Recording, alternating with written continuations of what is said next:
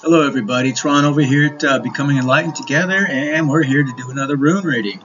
Today's rune reading talks primarily about for those who are hoping, expecting, or desiring help and aid at this time. It is coming, it's on the way. That's what this particular reading is telling us today. So that's good. Start off by looking at the overall energy for the week, which is still Yara. Now, Yara is basically the rune in the upright that talks about the harvest, okay? Seasons, things of that nature, cycles, rewards. It talks about reaping that which you have sown an earlier effort, so your karma, good or bad. And since I'm speaking to the collective, I imagine we're talking good karma coming your way, okay? So that's all very good. Now, the past energy, what we had was Nalthus. Now, Nalthus is the only one I have in today's reading, which is in the reverse. Now, not all reversals are bad, especially when we're talking about the group or family or Ayet, which is the second family, which is the one that's more or less governed or watched over by the god Heimdall, who is the guardian of Asgard. He guards the Rainbow Bridge, if you will, into Asgard.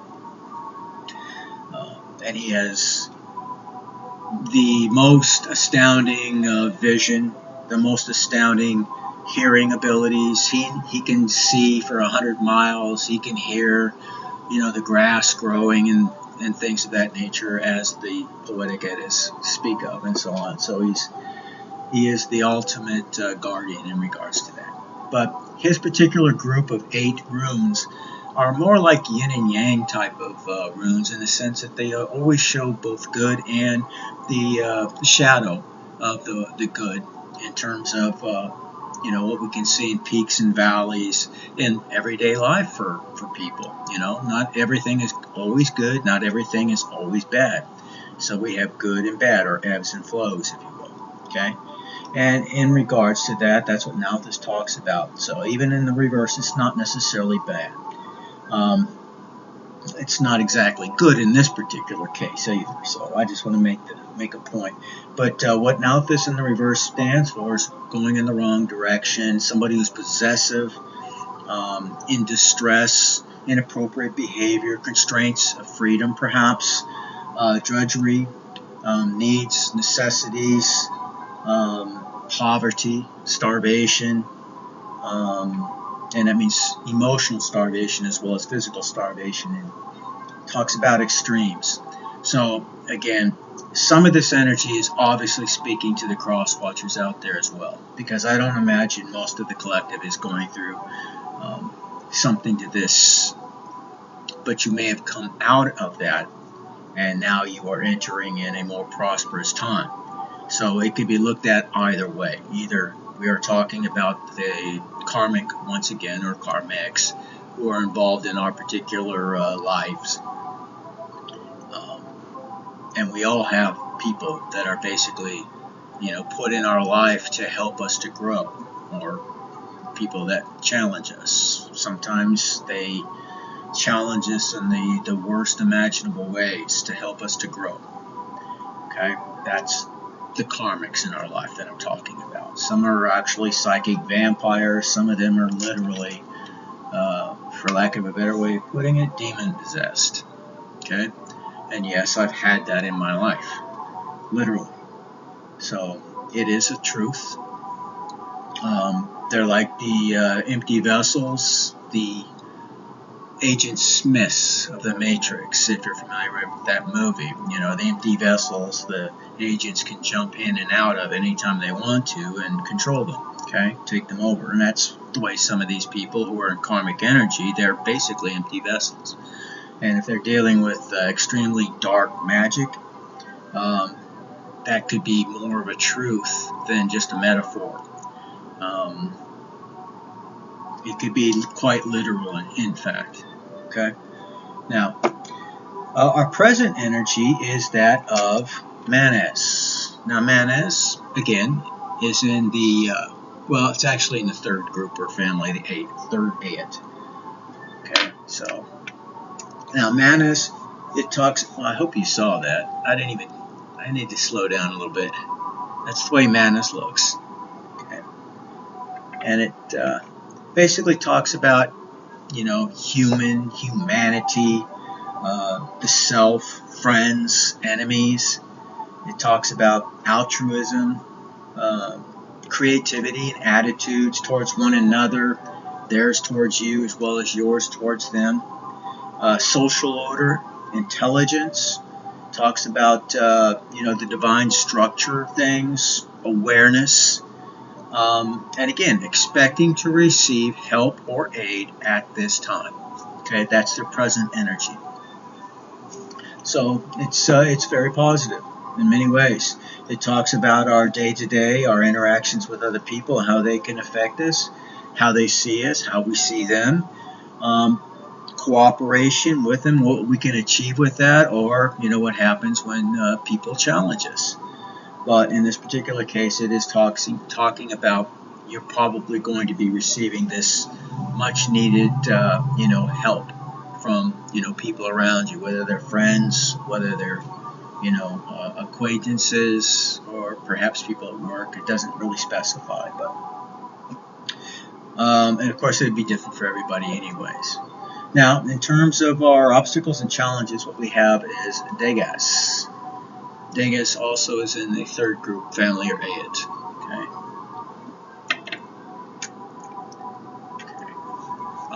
And Degas talks about day, dawn, talks about clarity, talks about ambition and breakthroughs, talks about growth, intuition, the unknown. It talks about enterprise, the power of directed change, changing oneself, in other words, by your sheer will alone, and having the power available to make that happen. Okay? Remember, knowledge is not power. It's not. Knowledge leads to wisdom, and that wisdom dictates an action. The action really is where the power is, or inaction, depending on the circumstances. So, and that's kind of what they're reminding us of.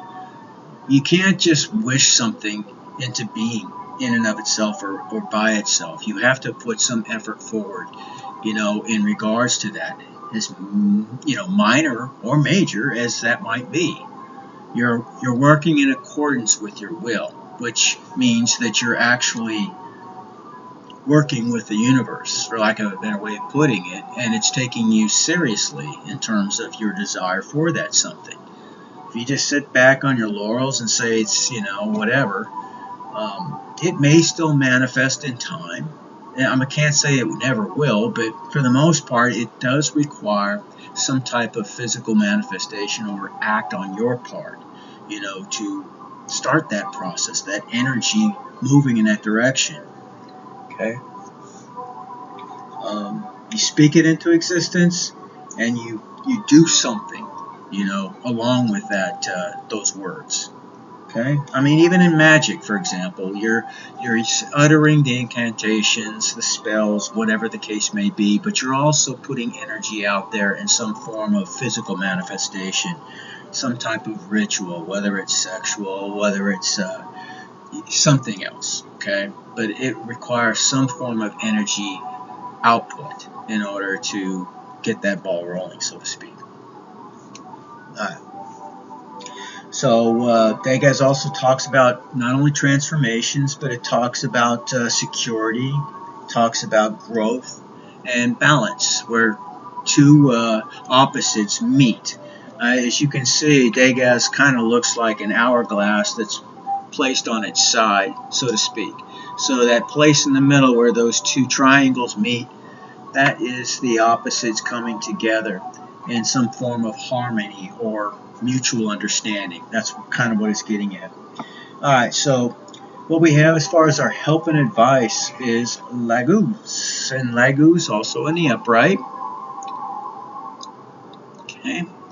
And Laguz in the upright talks about all things water. So rivers, streams, lakes, the ocean, the way water flows, leaks, of water, and so on and so forth, or obstructions of it.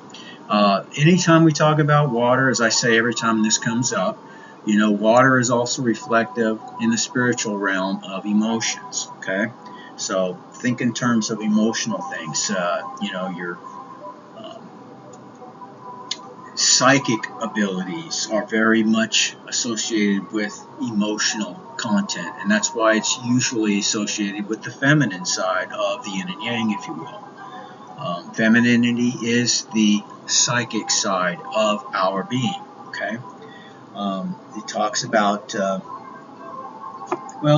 all matters dealing with the unknown, your dreams, your intuition, a knowing of things that haven't come to pass yet, being able to look into the future, psychic abilities, things of that nature.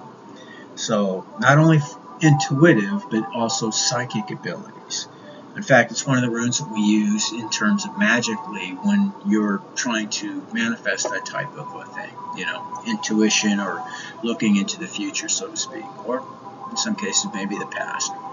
But it also talks about other things that are hidden, femininity, for example. The vagina talks about feminine attributes such as fertility. Talks about the healing power. Talks again about success. So there's a lot to be said about embracing your divine feminine attributes and traits. Now remember, we all have both masculine and feminine attributes, and it's kind of, in my opinion, one of the tasks that we're supposed to, to do while we're here, and that's to find balance, to develop them both to the extreme. Once you've done that, and you are balanced in terms of your many lessons and your many abilities and so on acquired in both your masculine and feminine attributes, then you become the king, all four kings and all four queens in the tarot deck, which means you are now an emperor or an empress, depending on which one you are, embodying the most thereof. I know that balance dictates that you're, either masculine or feminine, but you know what I'm saying. Or I should say, balance determines basically being somewhat neutral in that regard, but we are still born either man or woman, and we still will exhibit or inhabit, if you will, one of the other in terms of who we identify with, okay? What we believe ourselves to be. And that's a murky road, and I don't certainly want to, try dancing in that particular craziness right now. I'll just say this. We all have masculine and feminine attributes, and we need to develop them all. And by doing so, you become the very best version of yourself. And that's really, I guess, what I'm trying to say here, as hard as I made it for myself. So that's what we're doing here, and this is what's telling us as well. And maybe we need help in that regard. Maybe that's what the help and aid and comfort that's coming your way is all about, helping you to find that center, differentiating the masculine and the feminine attributes, traits, and characteristics, and being able to embody them appropriately so that you're not imbalanced and doing things that are getting you in, a lot of trouble, so to speak. And the future outcome, very good rune. This is the goddess Freya's rune, and this is Fehu. Okay, Fehu in the upright talks about again things that are feminine in many ways. But it also talks about wealth and abundance, success, fulfillment, power, material gain, of course, possessions won or earned income, financial strength either now or in the very near future, success socially as well, energy that you might need in order to expend on things that maybe you don't even see right now, but will be available for you to utilize in a pinch. Again, fertility, creation, creativity, and productivity. So no better way to end off a reading with such power and so on. So we have all these energies that are working with us, to close out our particular day. And again, you have future help coming your way. Okay, and that's where I'm going to leave it. seems a little obscure, I know, but sometimes these rune readings are a little bit more obscure. You feel some of the energy like you do with the tarot, but the tarot, I mean, there's 70 something cards in the tarot deck. There's only 24 runes. Now, granted, they can be either upright or reversed too, but so can the tarot cards. And the tarot cards have a lot of symbolism. I mean, a picture's worth 1,000 words, and a symbol's worth 1,000 pictures. That's the way the story goes. But since we are still trying to figure out, in a lot of cases, where a lot of these symbols originally derive from, that doesn't always apply, to the runes as of yet. So you go with your gut feeling and instincts as well as their actual meaning in this regard. I'm trying to get to the bottom. I'm trying to figure out where a lot of these things may have come from or derived. But, back in the day, they were writing on things that were perishable, whether it's wood or sometimes on bone. Even sometimes where they were writing on things that were, far more durable and last a great deal longer period of time. They didn't always exist, through the millennia and everything else. So it was very rarely written in stone, except for those who were actually professionals at the inscribing of runes, with few exceptions. But they're nearly 2,000 years old. And those are just from the ones that, were earliest in terms of the archaeological evidence. But there's a lot to say that, of course, these things were very much, around for a much greater period of time than that. But with everything being that it was, and archaeology being, well, not the very best in terms of scientific pursuits, I think that, the history we've got from what they tried to put together as a puzzle is really inaccurate.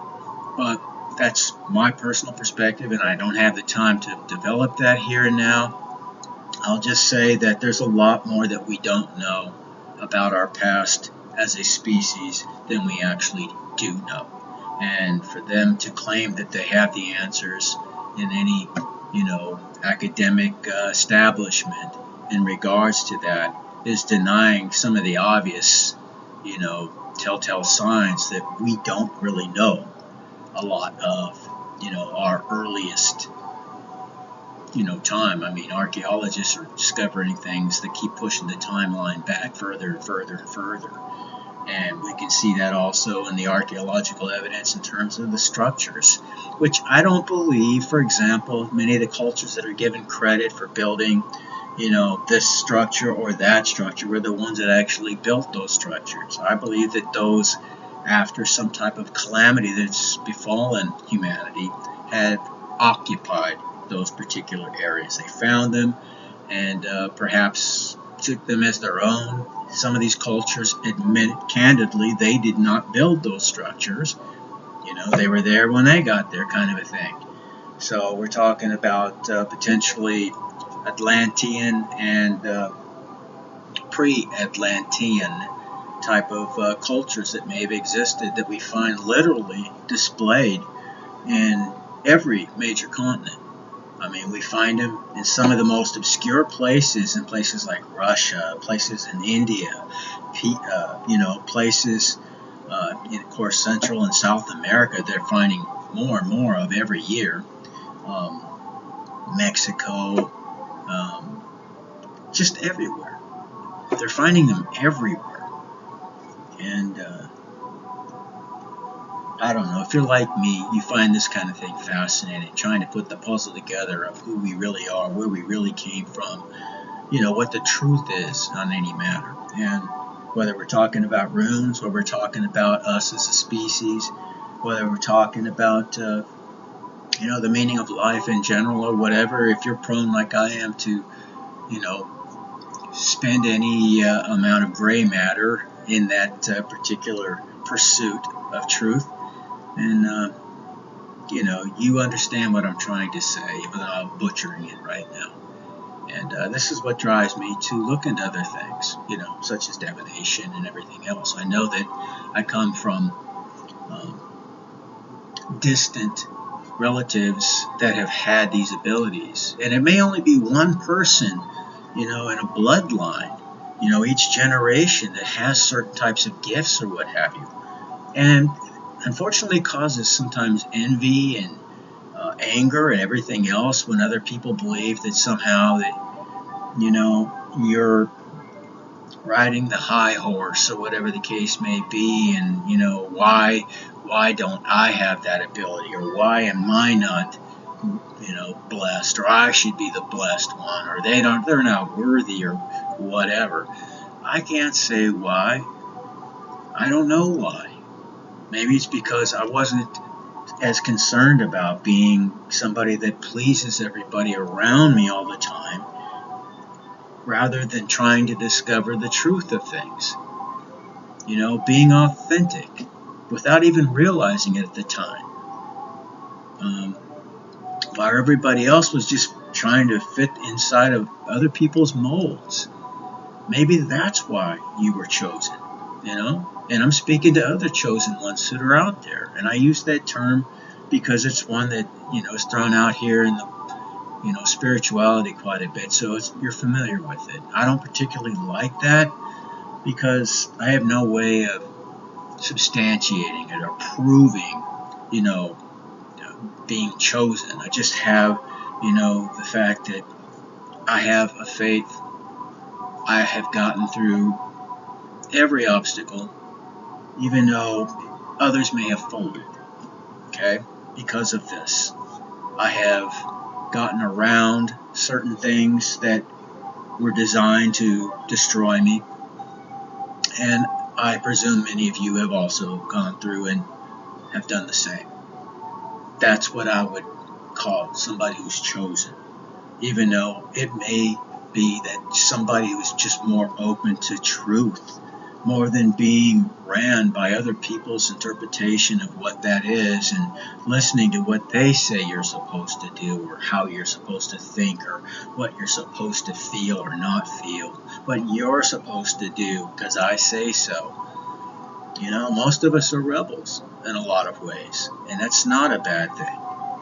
So I know that there are people who will pull out a verse from dogmas and argue with me on that, but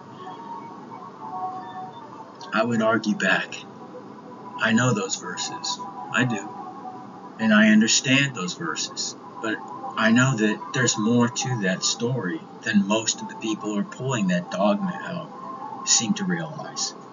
And those are the very people that I'm referring to. They're always trying to put you back into rank and file. It's like this analogy, and then I'll stop. The analogy I always use in some of the stories or things that I write about. Imagine, if you will, a herd of sheep are being, if you will, led to the slaughter, right? They don't know where they're going. And they've been kept basically penned up for the entirety of their life. Now, on their way, there's the sheepdog and the sheep herders. The sheepdog keeps them from straying off too far, getting them back into rank and file. That would be the equivalent, of course, of other people that are around you that are always telling you, oh, don't think like that, or oh, don't do that, or you need to do this, or you should think this way or act that way, or whatever the case may be, right? Well, one day this lone sheep decides he's going to break away. And he's going to see what's beyond. So he runs up the hill and everything else, while the sheepdog is somewhere else attending to others that are more or less trying to get the courage up to do the same, putting them back in rank and file. And this particular sheep, he gets out there, he looks around, and for the first time ever, he sees there's far more out there than, just the farm where he grew up and everything else. There's a whole wide world out there. And just as he was starting to come to some kind of, if you will, revelation of what that could mean for him, that's when the old sheepdog comes up and nips him in the ass and, forces him back into rank and file. And that's what each and every one of us has to go through on a daily basis if you are one of the chosens. And you have to prove yourself as being the chosen each and every day, where you're saying you may be right, I haven't looked into that thoroughly yet, but I'm going to do that, and I'm going to do that my way, in my time, and you're just going to have to accept that of me, or go somewhere else. But you're not going to put me back into your box. I refuse to go into your box. I have my own, if you will, or lack thereof. I'm not going to be in any box. I'm not going to be contained by anything or anybody. I believe in absolute freedom, and again, the golden rule of doing unto others, you have them do unto you. I put that out there for everybody else and help others to be free as well. Anybody that would do anything to keep me, if you will, shackled, whether it's intellectually, whether it's spiritually or physically, I'm opposed to on every level, and there's nothing wrong or evil about that. I don't care what anybody thinks in regards to that. I'm absolutely convinced of that at this point in my life. So this is why I do what I do. I'm not making a cent from this. I'm giving my time, I'm giving my effort, I'm investing in trying to understand it as best I can so I can help the collective. And that's one of the things that I'm here to do. And that's what I've always done. I've been a teacher everywhere I go, even though it's not what I signed up to do. It's just where I'm always pushed. And I've come to the conclusion that's because that's who I'm supposed to be. And by doing it, I have discovered that indeed that is part of my authentic purpose in this life. So I may not be the greatest at it. I'm still learning all the time, but that is my purpose. I'm pursuing it. So I am within my authentic, if you will, purpose. Some people want to know, how do you determine what it is you're supposed to do in this world? We all have a purpose. Well, what is it you feel compelled to do? What is it that excites you? Joseph Campbell said, follow your bliss. And he's right. Without going into a whole lot of explanation, your bliss is what you're here to do. Me, it's about discovering things. Being a Sagittarius, actually, Fucus, but Sagittarius, we explore. We're the explorers. We're the original spiritual Vikings in a lot of ways. So, and I delight in that part of my heritage as well, even though I cover literally all of Europe. So, but that's because so did the Vikings.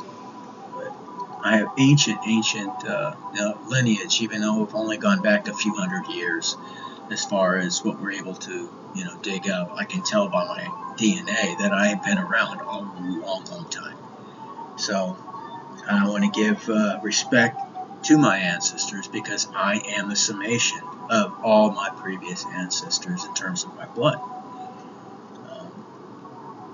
But I also have a spiritual ancestry as well. And I have been putting that into practice, whereas I would say the majority of the other people in my life don't. Most of them who are practicing any form of faith or spirituality, it's more religious than it is spiritual. They follow dogma, rules. They don't think beyond the rules. They don't look deeply into where those rules came from, or even the nature of the very scriptures that they live by. Well, presumably anyways. But I know I've gotten way off into a tangent, but I try to share a little bit of who I am and my motivations while I'm here too, because this is a personal thing. This is personal information that I'm giving to you that I've gotten from other sources, and hopefully it will, benefit you in some way. But this is my way of also connecting with you, and I haven't married money with the spiritual, and I won't. Again, I will start making other videos, and I've been talking about it for a long time, but the fact of the matter is I've had a lot of obstacles pop up, and I believe those are the forces that often do challenge us, especially when you are getting on the right track.